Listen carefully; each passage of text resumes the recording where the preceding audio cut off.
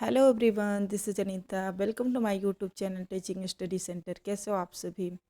तो बेसिकली आज हम लोग वही पार्ट 2 प्रीवियस ईयर डिस्कस कर रहे हैं, जिसमें से हम लोगों ने सेटेड जुलाई का पार्ट 1 डिस्कस किया है। और आज हम लोग पार्ट 2 डिस्कस करने वाले हैं, जिसमें से 16 क्वेश्चन से लेकर के 30 क्वेश्चन तक रहेंगे। 15 नंबर हम लोग डिस्कस करेंगे आज के टॉपिक में। तो चलिए वीडियो को स्टार्ट करते हैं। और वीडियो अगर आप लोगों को अच्छा लगे तो आप लोग लाइक एंड शेयर कीजिए। और बाकी जो पिछला वीडियो है प्रीवियस ईयर उसको भी आप लोग देखिए। अगर आप नए हैं तो आप हमारे चैनल को सब्सक्राइब कीजिए और हमसे जुड़िए और अपनी सीटेट की तैयारी को मजबूत कीजिए। अभी भी हमारे पास टाइम है और अभी तो सबसे ज़्यादा हमें क्वेश्चन प्रैक्टिस ही करनी है। तो क्वेश्चन प्रैक्टिस करिए और ज़्यादा से ज़्यादा क्वेश्चन प्रैक्टिस करिए सभी सब्जेक्ट के, और अपनी तैयारी को मजबूत कीजिए। तो चलते हैं, आज का वीडियो स्टार्ट करते हैं हम लोग। देखते हैं क्वेश्चन नंबर, देखिए 16 दिया हुआ है। एक मिनट। बच्चों की गलतियाँ, मतलब पूछ रहा है कि बच्चों की गलतियाँ क्या होती है। जो बच्चों ने गलतियाँ करी हैं तो हमको उसको किस रूप में हम देखेंगे, क्या उनकी गलतियों को कैसे, मतलब क्या उनको गलती के रूप में देखेंगे कि उनको सीखने के रूप में देखेंगे, क्या देखेंगे। तो वही पूछ रहा है कि बच्चों की जो गलतियां है वो हमें क्या इंडिकेट करती है, क्या हमें दिखाती है। पहला, प्रदर्शित करती है कि बच्चे कितने लापरवाह हैं। बार बार अभ्यास करने के लिए कहकर तुरंत सुधार देनी चाहिए। या अधिगम का एक भाग है तथा उनके विचारों में एक अंतर्दृष्टि देती है। शिक्षण अधिगम प्रक्रिया में महत्वहीन है। तो देखिए बच्चे कितने लापरवाह, ये कि प्रदर्शित करती है कि बच्चे कितने लापरवाह हैं।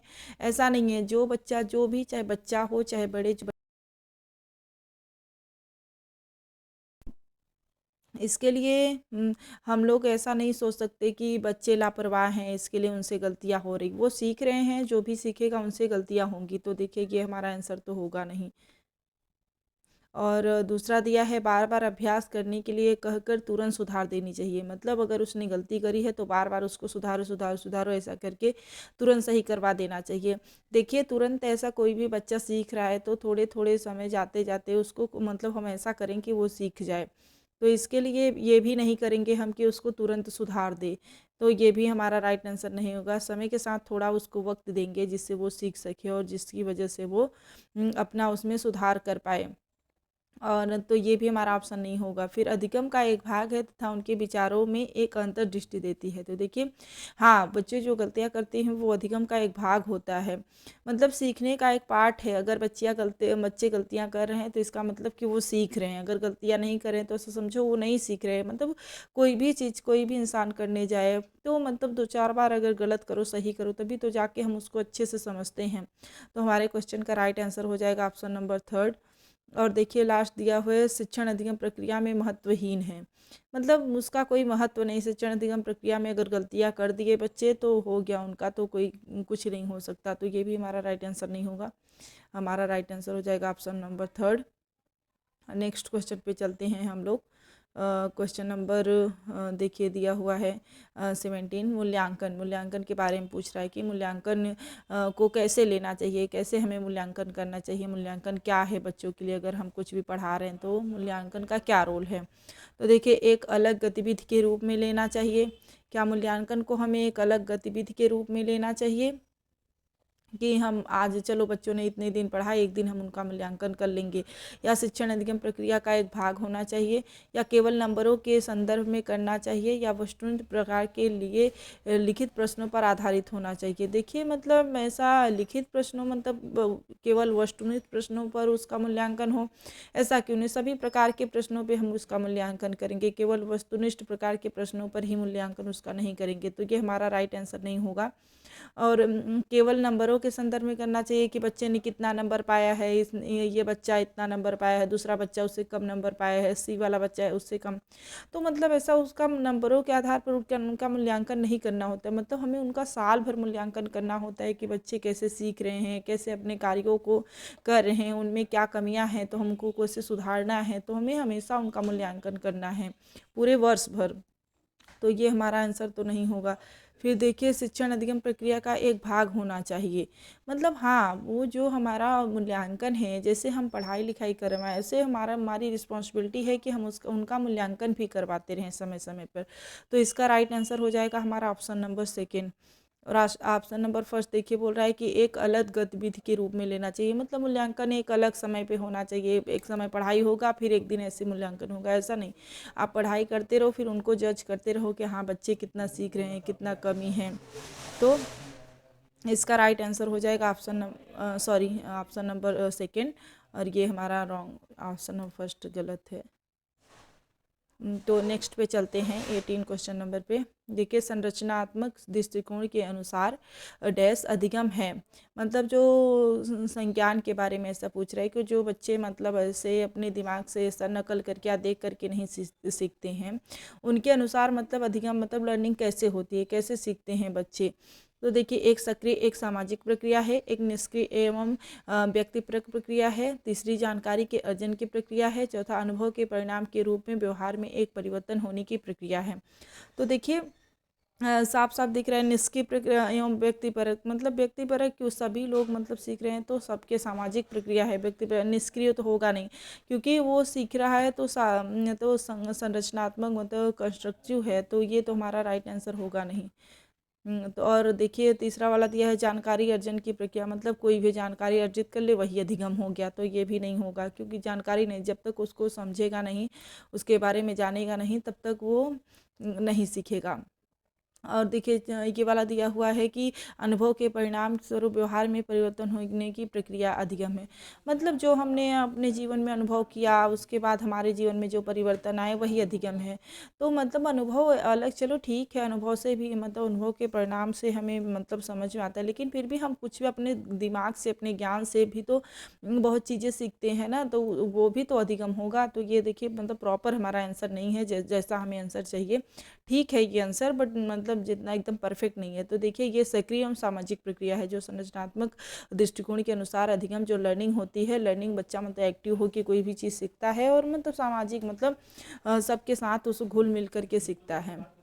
तो इसका राइट आंसर हो जाएगा हमारा option number first. Next question पे चलते हैं। Question number 19। देखिए 19 दिया हुआ है, नीचे लिखी हुई स्थिति किस सिद्धांत को दर्शाती है। मतलब कोई स्थिति दी गई है तो वो क्या है, ऐसा किसके बारे में बता रहा है।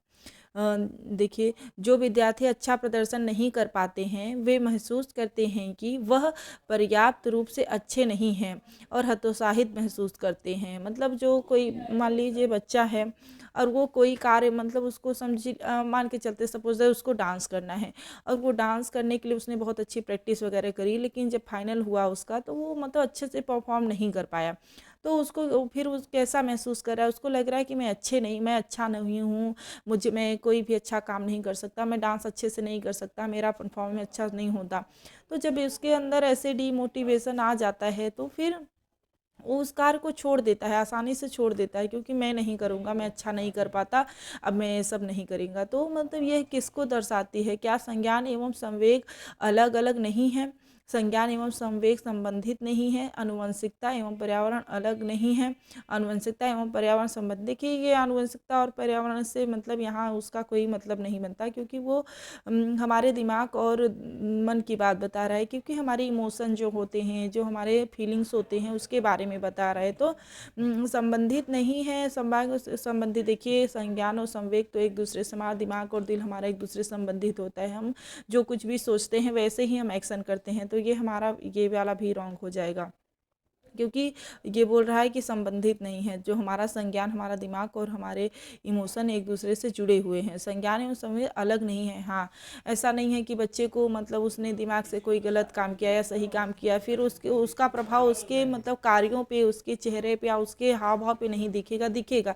अगर मान लीजिए कोई बच्चा चलिए डांस परफॉर्म में उसका अच्छा परफॉर्म नहीं हुआ, तो वो उसके दिमाग पे हाँ यार मेरा अच्छा नहीं हुआ, लेकिन उसके बाद उसके चेहरे पे, उसके हाव भाव पे हमें दिखेगा ना, तो हमें समझ में आएगा हाँ ये बच्चा दुखी है, इसका अच्छा परफॉर्मेंस नहीं। तो अलग तो नहीं है, एक दूसरे से जुड़े हुए हैं। तो वही बोला संज्ञान एवं संवेग अलग नहीं है। हाँ अलग नहीं है, एक दूसरे से जुड़े हुए हैं। तो इसलिए हमारे क्वेश्चन का राइट आंसर हो जाएगा ऑप्शन नंबर फर्स्ट। फिर नेक्स्ट क्वेश्चन पे चलते हैं। देखिए 20 दिया हुआ है, एक शिक्षक बच्चों को प्रभावी रूप से समस्या का समाधान करने में सक्षम बनाने के लिए किस तरह से प्रोत्साहित कर सकती है।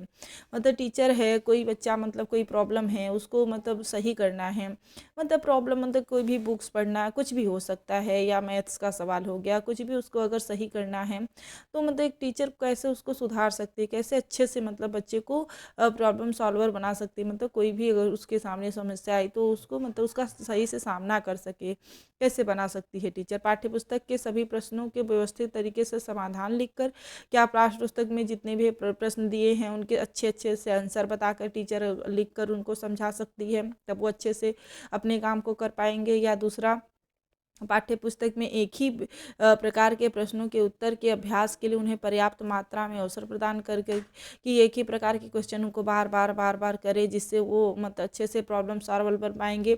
या फिर पाठ्य पुस्तक में दी गई सूचनाओं के कंठस्थीकरण करने पर बल देकर, क्या जो पाठ्य पुस्तक में कोई भी जानकारी दी गई है इन्फॉर्मेशन उसको मतलब याद कर ले, एकदम कंठस्थीकरण मतलब बाई हार्ट कर ले, तो उसके बाद क्या उसको वो अच्छे से मतलब अपनी समस्याओं को सुलझा पाएगा। या बच्चों को समस्या के बारे में सहजानुभूत अनुमान लगाने एवं बहुविकल्पी विकल्पों को देखने के लिए प्रोत्साहित करके, मतलब उनको या तो ये बच्चों को समस्या कोई भी जो प्रॉब्लम है उसको धीरे धीरे कह के हाँ आप इसके बारे में सोचिए, देखिए मतलब दूसरा एग्जाम्पल वैसे दे करके, अगर ऐसा होता तो ऐसा होता तो उसकी जगह आप होंगे तो कैसे करेंगे, तो वो अनुमान लगाएंगे। और जो बुक में बहुत विकल्प मतलब पिछले क्वेश्चन वगैरह दिए गए हैं, या हम कोई भी ऑप्शन देकर उनसे पूछ सकते हैं कि इनमें आपको कौन सा अच्छा लगता है, कौन सा बेटर है, तो प्रोत्साहित करके बच्चा तब हाँ वो अपना दिमाग लगाए और सीख पाएगा। तो हमारे क्वेश्चन का आंसर राइट देखिए होगा ऑप्शन नंबर 4, क्योंकि यही सबसे पॉजिटिव आंसर हमें दिख रहा है।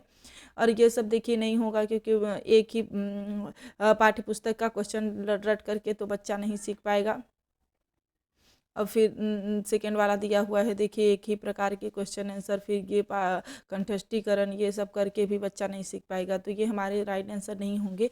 अगर देखिए हम कोई भी क्वेश्चन है अगर प्रॉपर तरीके से उसको पढ़ते हैं, शांति दिमाग से अगर उसके सारे ऑप्शन को पढ़ते हैं, तो जो हमारा राइट आंसर होता है वो हमें मतलब समझ में आ जाता है। तो आप लोगों को भी अच्छे से ऐसे आराम से पढ़ना है और आपका आंसर आराम से ईजिली निकल जाएगा।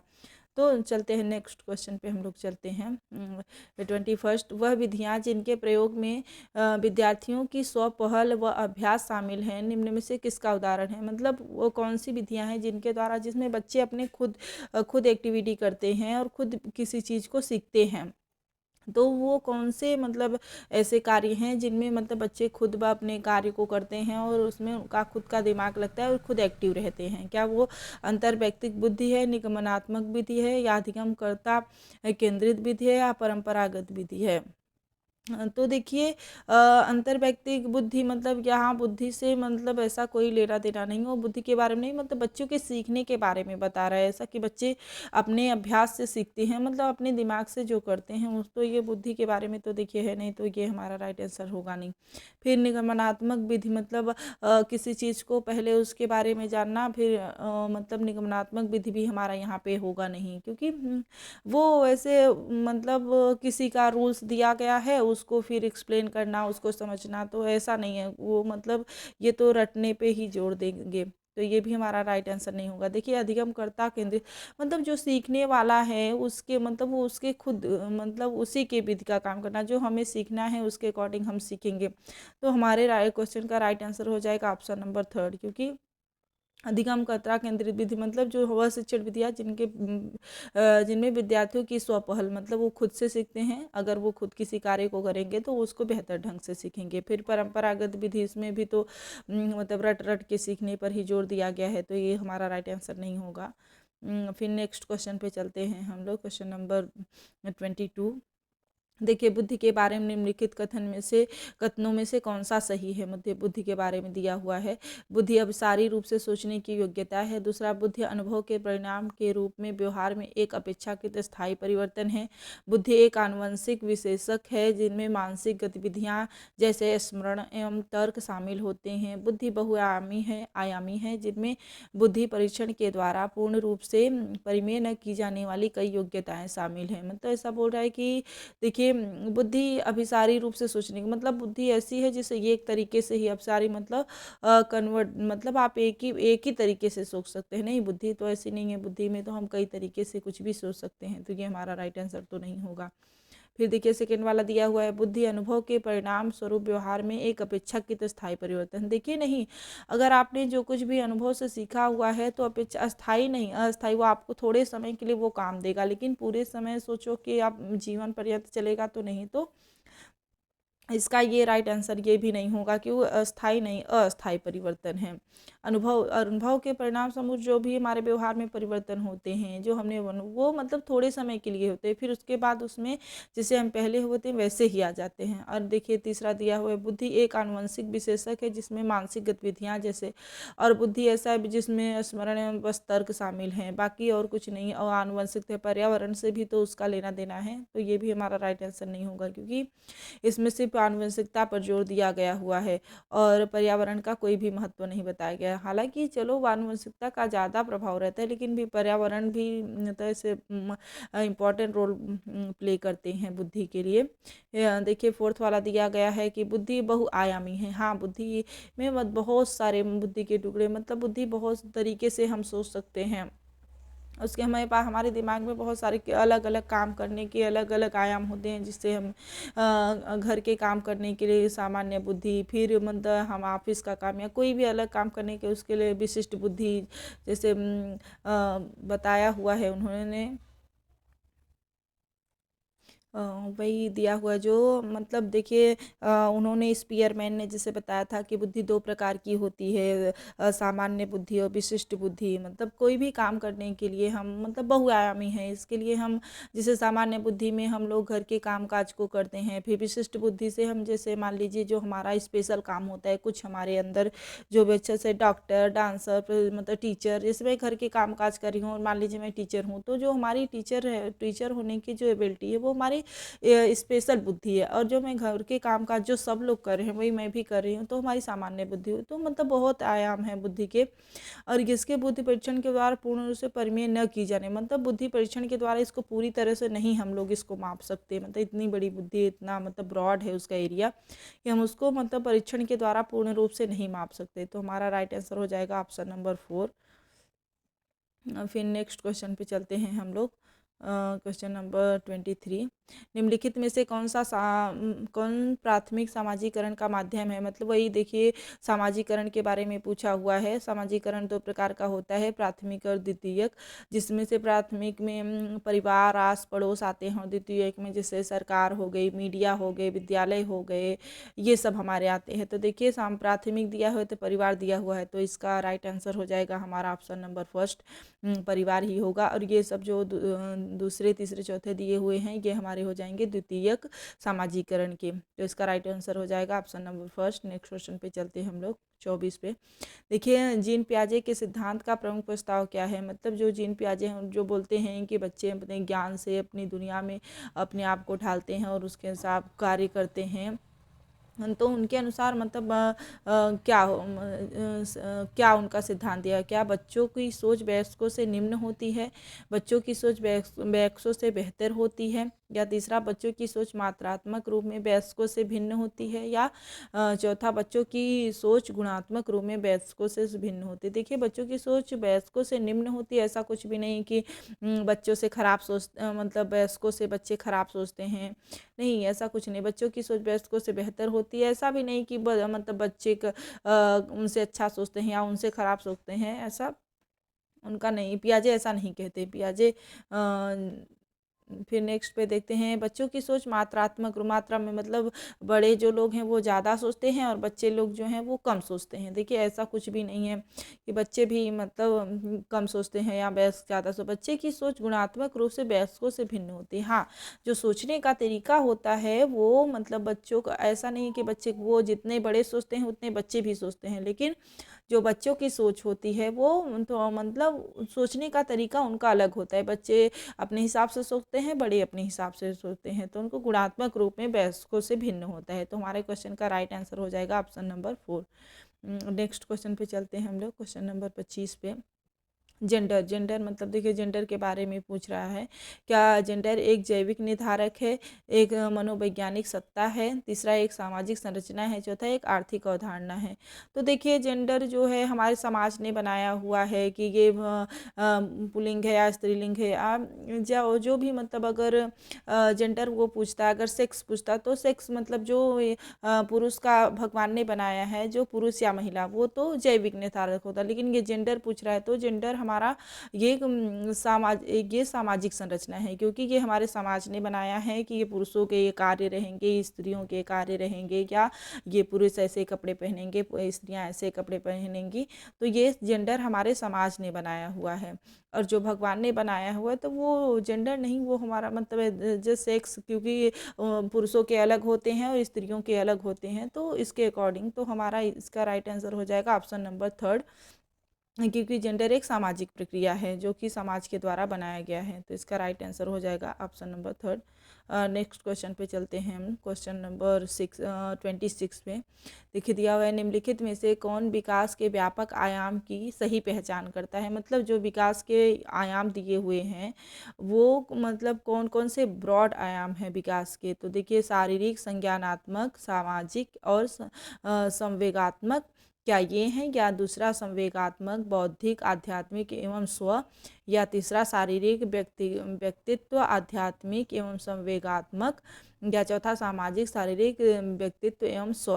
तो देखिए जो विकास के चार आयाम हैं, बड़े आयाम हैं, वो देखिए ये है शारीरिक, संज्ञानात्मक, सामाजिक और संवेगात्मक। तो ये आपको अच्छे से याद करना है इन चारों को, क्योंकि उनके अलावा जो भी दिए रहेंगे वो मतलब उनके छोटे छोटे पहलू होंगे, लेकिन जो चार दिए गए हैं यही ये हमारे physical and cognitive and social and emotional, तो यही हमारे ब्रॉड विकास के आयाम हैं। तो इसका राइट आंसर हो जाएगा हमारा ऑप्शन नंबर फर्स्ट। बाकी ये सब उल्टा पुल्टा दिया हुआ है कम ज़्यादा, तो ये नहीं होंगे, पहला वाला ही होगा। क्वेश्चन नंबर 27 पे चलते हैं। बच्चों और उनके अधिगम के संदर्भ में निम्नलिखित कथनों में से कौन सा सही है। मतलब जो बच्चे हैं और जो उनको सीखते हैं वो उसमें से कौन सा सही है, हमारा वही पूछ रहा है। सभी बच्चे सीखने के लिए स्वाभाविक रूप से प्रेरित होते हैं तथा सीखने में सक्षम होते हैं। देखने में तो सही लग रहा है। नेक्स्ट देख लेते हैं आगे क्या दिया हुआ है। बच्चों को सीखने के लिए प्रेरणा तथा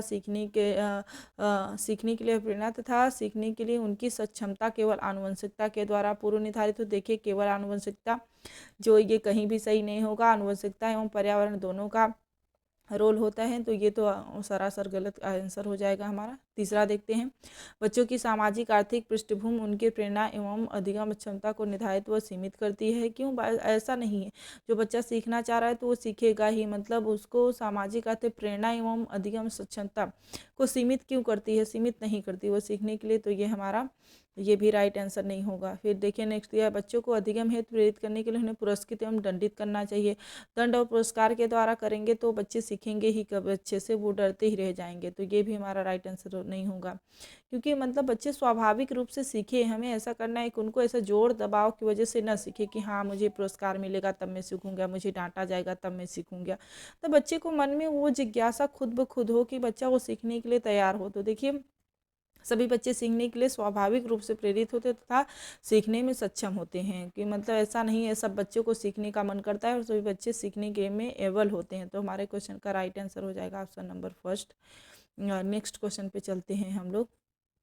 क्वेश्चन नंबर 28, प्रगतिशील शिक्षा में बच्चों को किस तरह से देखा जाता है। अगर जो प्रगतिशील शिक्षा है उसमें मतलब बच्चे किस तरह से, बच्चों का रोल क्या होता है, क्या छोटे वयस्कों के रूप में, या दूसरा निष्क्रिय अनुकारकों के रूप में, या सक्रिय अन्वेषकों के रूप में, या खाली स्लेटों के रूप में। देखिए खाली स्लेटों के रूप में कि बच्चा खाली स्लेट है, हम ज्ञान भर देंगे उसमें, अभी स्कूल आया हो, तो ऐसा कुछ नहीं, प्रगतिशील शिक्षा में ऐसा नहीं मानते।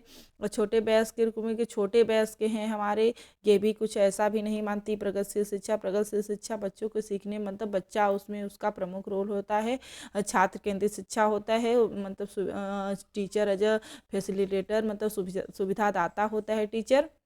निष्क्रिय निष्क्रिय तो होगा नहीं, तो ये वाला भी हमारा रॉन्ग हो जाएगा, क्योंकि निष्क्रिय अनुकारकों के रूप में नहीं, सक्रिय हाँ, जो बच्चे होते हैं वो सक्रिय एक्टिव होते हैं और मतलब खोजकर्ता होते हैं, उनको नई नई चीज़ें खुद ब खुद खोजते हैं। तो यही हमारी प्रगतिशील शिक्षा की निशानी है। तो यही हमारा राइट आंसर हो जाएगा। नेक्स्ट क्वेश्चन पे चलते हैं हम लोग। क्वेश्चन नंबर 29, लेव वाइगोस्की के अनुसार अधिगम, जो लेव वाइगोस्की हैं उनके अनुसार अधिगम मतलब लर्निंग कैसे होता है, कैसे वाइगोस्की क्या बोलते हैं कि ऐसा मतलब अधिगम लर्निंग इसी तरह से होती है। एक सामाजिक गतिविधि है, एक व्यक्तिपरक गतिविधि है, या एक निष्क्रिय गतिविधि है, या एक अनुबंधित गतिविधि। देखिए अनुबंधित के बारे में तो व्यवहारवाद वाले बात करते हैं, तो ये तो राइट आंसर होगा नहीं। और निष्क्रिय निष्क्रिय भी हमारा नहीं होगा, क्योंकि पियाजे बोलते हैं वाइगोस्की कि बच्चा समाज में रह के, अपनी दुनिया में रह अपने ज्ञान को बढ़ाता है और समाज से ही सीखता है। तो ये निष्क्रिय गतिविधि मतलब सक्रिय होता है, एक्टिव होता है, सीखता है। तो ये तो हमारा राइट आंसर नहीं होगा। तो हमारा राइट आंसर कौन सा होगा? देखिए व्यक्तिपरक मतलब व्यक्तिपरक नहीं, वो सभी के साथ है तो सामाजिक होगा, न कि व्यक्तिपरक। मतलब अकेले में रहकर नहीं सीखता बच्चा, 4 लोगों के बीच में रह के सीखता है। तो हमारा राइट आंसर हो जाएगा ऑप्शन नंबर फर्स्ट, एक सामाजिक गतिविधि है। तो इसका राइट आंसर हो जाएगा ऑप्शन नंबर थर्ड। एंड चलते हैं 30 क्वेश्चन पे। लास्ट क्वेश्चन है आज के टॉपिक का। ये हमने जुलाई का प्रीवियस ईयर अभी सॉल्व कर लिया है, ये लास्ट क्वेश्चन है। उसके बाद हम लोग देखिए हो सकता है तो 2021 का पेपर सॉल्व करेंगे नेक्स्ट में। तो पहले देखते हैं इस क्वेश्चन के। निम्नलिखित में से कौन सा पूर्व क्रियात्मक अवस्था काल के बच्चों को विशेषित करता है? मतलब पूछ रहा है कि मतलब जो ये पियाजे से क्वेश्चन पूछा गया है कि मतलब पूर्व क्रियात्मक अवस्था में बच्चा क्या करता है, मतलब कैसे उसके हाव भाव होते हैं, कैसे उसके कार्य रहते हैं। क्या वर्तुल प्रक्रिया?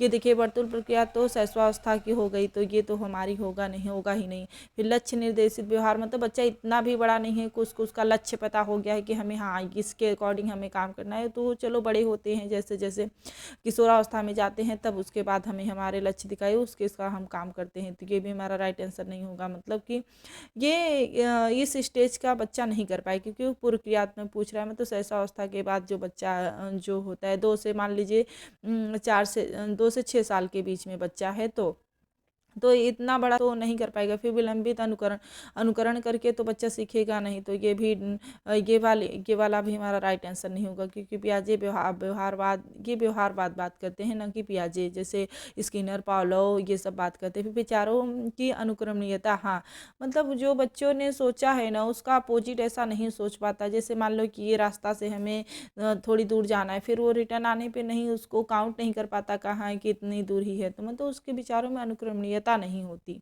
तो ये हमारे क्वेश्चन का राइट आंसर हो जाएगा ऑप्शन नंबर 4। तो बेसिकली आज के हमने 30 क्वेश्चन सॉल्व कर लिए हैं। पार्ट 1 में हमने 15 क्वेश्चन किया था और पार्ट 2 में हम लोग 15 क्वेश्चन कर लिए। तो आई होप आप लोगों को अच्छे से समझ में आया होगा। अगर आप लोगों को कोई भी डाउट हो तो आप लोग हमसे कमेंट करके पूछ सकते हैं। और अगर आप लोगों को पीडीएफ भी चाहिए तो मैं आपको मेरे टेलीग्राम चैनल पे आप लोगों को प्रोवाइड करवा दूँगी पीडीएफ, जहाँ से आप लोग प्रैक्टिस कर सकते हैं। और अगर वीडियो आप लोगों को अच्छा लगा हो तो लाइक एंड शेयर कीजिए, और नए हो तो आप हमारे चैनल को सब्सक्राइब कीजिए और अपने फ्रेंडों तक शेयर कीजिए, और हमसे जुड़िए और सीटेट की तैयारी को और भी मजबूत कीजिए। और थैंक यू।